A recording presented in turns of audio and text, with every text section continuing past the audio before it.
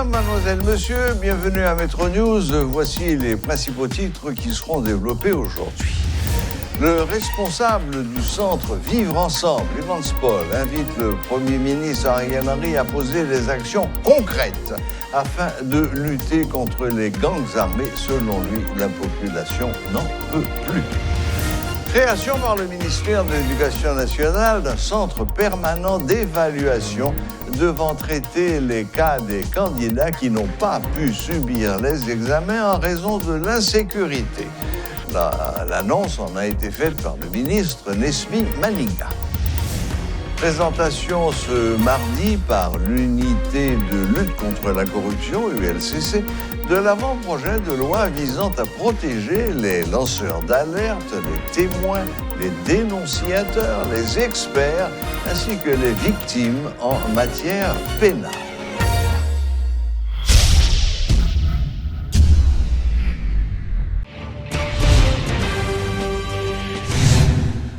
Le BINU a échoué dans sa mission selon l'analyse de l'ancien Premier ministre Evans Paul. L'homme politique a fait valoir que la mission du BINU doit être adaptée à la réalité du pays avant de parler de renouvellement de son mandat. Sa première mission serait de freiner l'entrée illégale des armes et des munitions dans le pays, selon M. Paul. Et là, on a dit bandit, il y a toute qualité bandit. Parce que je dis, on a parlé de bandit de monde, nous, examen, mais au cap kidnapper monde. Mais plus gros bandit, c'est monde qui dans l'ombre, qui fait des armes et munitions entrer dans le pays. Parce que pas de bandit sans armes et munitions. Et je dis, il faut chercher, tout en temps qu'on pas freiner, van, armes et munitions, ou pas de solution à problème bandit. Bon, il faut que nous songions depuis 1993, une succession de missions qui passent en Haïti, MINUIA, MISIVI, etc., MINUSTA, MINUJUST, juste arrivé dans BINU. Plusieurs. Mais maintenant qu'on y a, si on a parlé de BINU, on regarde qui ça mandat. Si c'est dans 4 mandats, ça, il y a pour renouveler BINU en Haïti, ça ne vaut pas la peine. Si c'est pour renforcer la stabilité politique et la bonne gouvernance, y compris l'état de droit. Ça, c'est le premier mandat. Deuxièmement, c'est préserver un environnement pacifique et stable, y compris en appuyant un dialogue national inclusif entre Haïtiens. 3, protéger, promouvoir les droits humains. Mais chaque mandat BINU.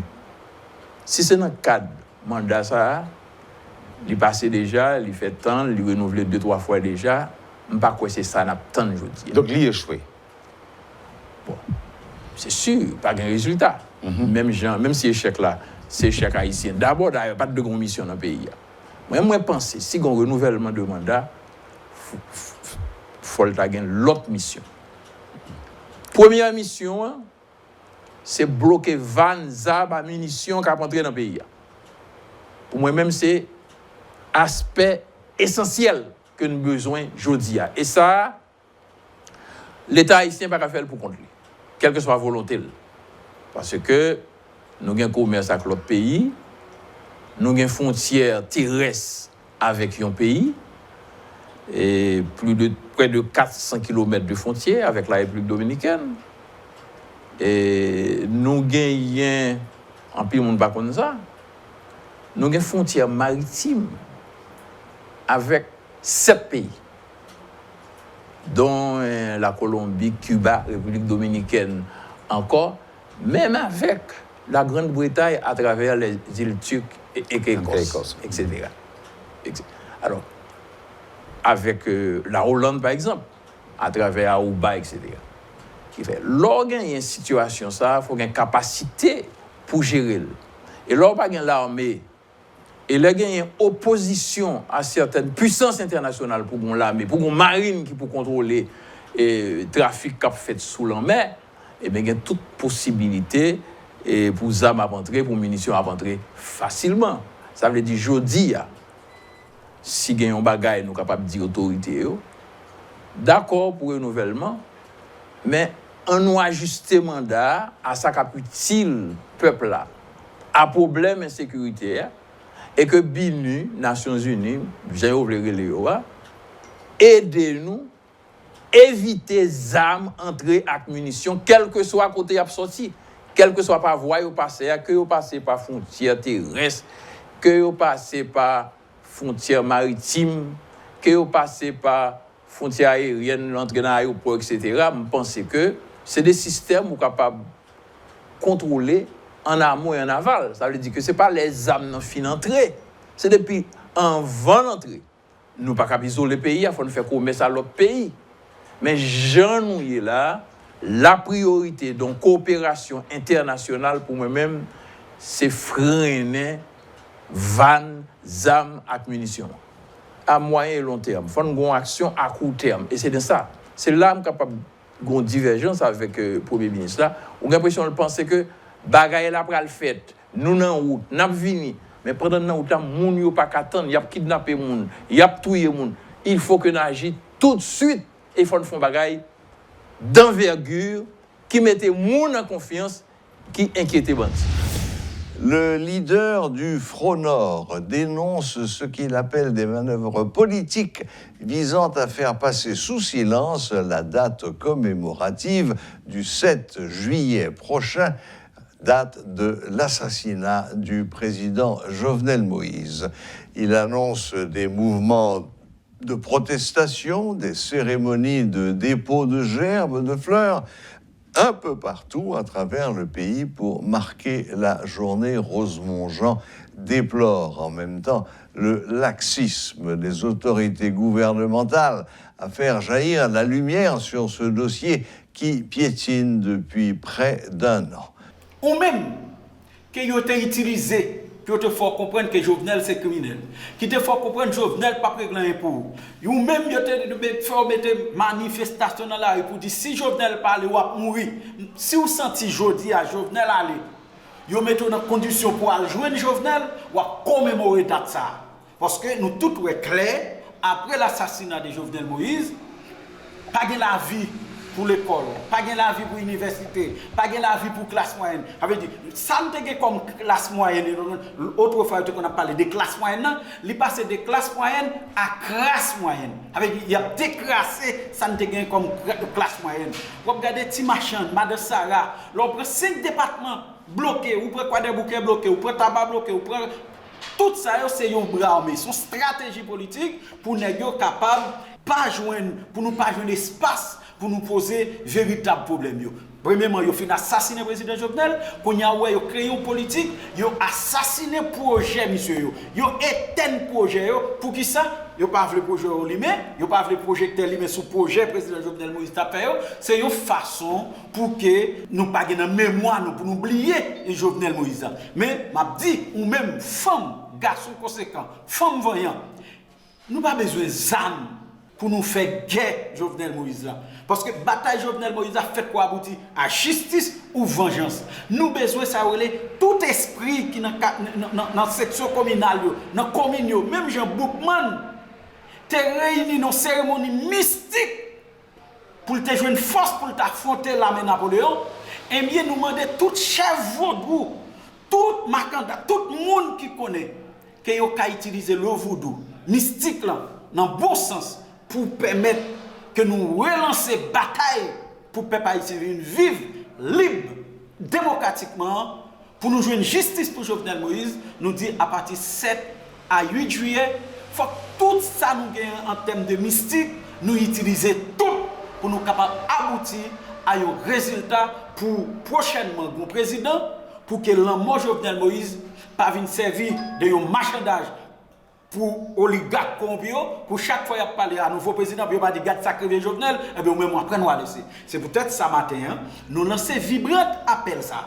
By toute organisation de base, by toute communauté, by toute femme et garçon pour 7 juillet à 8 juillet, c'est une journée de fierté, une commémoration digne à Jovenel Moïse, et puis pour nous voyons un signal On prend bataille, célébration ça, commémoration ça comme gasoline pour nous mettre dans machine de mobilisation pour nous capable de l'État, et l'État responsable qui va venir pour résoudre le problème social, problème économique, problème insécurité, problème culturel que je dis à rongé la société nous. Présentation ce mardi de l'avant-projet de loi visant à protéger les lanceurs d'alerte, les témoins, les dénonciateurs, les experts ainsi que les victimes en matière pénale. Ce projet est en complémentarité avec la loi haïtienne qui, pour l'instant, n'a prévu aucun accompagnement pour les dénonciateurs des cas de corruption dans le pays, a déclaré le directeur général de l'unité de lutte contre la corruption, Hans Ludwig Joseph. Ce texte, considéré comme un outil concret de combat contre la corruption, sera soumis à l'appréciation de la population haïtienne avant sa promulgation sur l'ensemble du territoire national, soutiennent les cadres de l'ULCC. Par cette démarche qui se veut vitale pour la démocratie et l'état de droit, Haïti est en train de répondre également à plusieurs recommandations internationales et à ses engagements pris par la ratification des conventions des Nations Unies et interaméricaines contre la corruption, qui toutes les deux soulignent avec clarté l'importance pour chaque État signataire de se doter d'un texte normatif protecteur des lanceurs d'alerte et des dénonciateurs. Ces guetteurs, ces veilleurs, ces diseurs de vérité, une vérité généralement dissimulée, une vérité parfois persécutée, dont le prononcé, soit par un signalement ou par une dénonciation, a la vertu d'empêcher la commission d'actes préjudiciables, d'actes contraires aux valeurs sociales protégées, d'actes aux conséquences néfastes et irréversibles. Aussi, cette vérité précieuse, mais souvent occultée, facilite-t-elle la répression ou la sanction de comportements répréhensibles et irréguliers à travers les structures administratives et judiciaires disponibles. Ces mesures de protection, suivant le texte soumis ce matin à votre appréciation, peuvent prendre plusieurs formes, telles que la surveillance policière, le changement de résidence ou dissimulation des coordonnées. Et dans les cas exceptionnels, cette protection peut être appliquée de façon extraterritoriale. Le changement d'identité, l'assistance médicale ou psychologique et l'appui financier quand c'est nécessaire. Ce texte qui charrie une grande ambition qui est celle de reconnaître, de valoriser, d'encadrer et de protéger les lanceurs d'alerte, les dénonciateurs, les témoins, les experts et les victimes. Ce texte, j'ose dire, révolutionnaire, qui fixe également la responsabilité pénale de tout individu qui calomnie sous couvert de lanceur d'alerte ou de dénonciateur, entend étendre la qualité de victime indirecte à toute personne morale de droit privé qui se constitue partie civile suite aux dommages causés par une infraction en raison de son objet et ou de sa mission de défense des intérêts collectifs de portée générale. C'est un aspect fondamental. C'est une percée historique qui encourage le contrôle citoyen et facilite le déclenchement et la conduite des poursuites pénales contre des agents infracteurs. Les 314 centres d'examen du département de l'Ouest de la 9e année fondamentale fonctionnent selon le premier rapport du directeur gouvernemental. Par ailleurs, le ministre Nesmi Maniga rappelle qu'un centre permanent d'évaluation a été mis en place pour traiter le cas des candidats qui n'ont pu composer en raison de l'insécurité. Suivez les explications du ministre. Il a été joint au téléphone par Métropole. D'abord, premièrement, il faut me dire que, heureusement d'ailleurs, la situation ça à l'échelle du pays marginal. C'est grave parce que normalement, 100% élèves qui étaient inscrits pour participer à l'examen, ça, qui dépassait 200 000, t'as supposé inscrits et participer normalement. Et malheureusement, dans 3 zones sous-citées, hier matin, il y a une difficulté. Et même le ministère de l'Éducation nationale a déjà envisagé la situation. Alors, pour moi, on a dit c'est que pas de centre examen qui prévoit ni Torsel ni Pernier. Mais élèves sont en difficulté très tôt hier matin. Et le ministère de l'Éducation nationale a plusieurs plans, scénario A, scénario B, scénario C. Et dans le cadre de réforme ministère fait, nous avons envisagé une structure que nous mettons en place depuis 2 juin 2022, ça nous relève centre permanent d'évaluation. Même si nous connaissons dans l'époque qui a un baccalauréat permanent, ça veut dire que si on n'a pas passé une année, ou bien n'importe qui a au centre où Paris ou à passer examen. Eh bien, centre permanent d'évaluation, ça le fait. Il à la fois permettre au ministère de tout élève possibilité, quitte ça qui est malade dans un examen officiel, quitte ça qui a un empêchement justifié dans l'examen officiel et qui a une fiche examen, à ce moment-là, il est capable ou bien suivre directive ministère qui va décider qui joue la faire reprise dans la zone. Et si pas ta une reprise globale dans la zone, si moun sa la capable prendre rendez-vous parents pour que capable faire examen ça.